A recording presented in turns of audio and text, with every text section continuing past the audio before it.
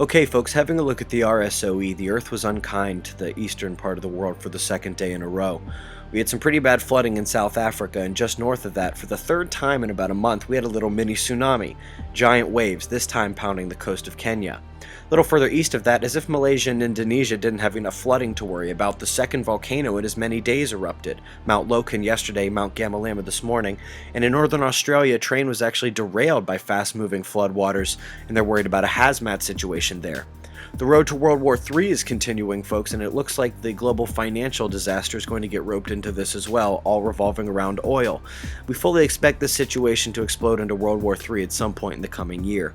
Having a look at the Soho Lasco C2, you can see that little sun-diving comet we showed you yesterday coming in on the bottom left part of your screen, and as you can see, she never made it to the sun, disintegrated on close approach.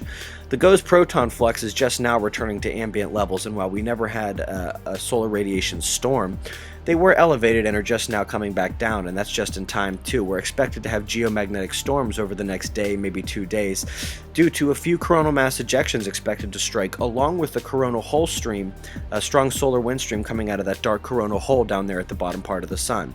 Now, what you don't want to see during geomagnetic storms are strong solar flares, and we just happen to have two solar active regions that are capable of putting out strong ones, both labeled beta gamma.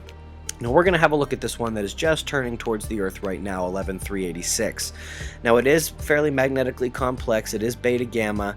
You can see we have multiple sunspots, different colors, that means different polarities. We also have some pretty fairly menacing looking spots turning around the corner right now. So let's hope for no major flares during this geomagnetic activity we're going to be having in the next 2 days. Last but not least, folks, the sunspot number is up to 126. Gaining activity, we can fully expect the December number to be right around 100, maybe a little higher. That's the news, folks. Be safe.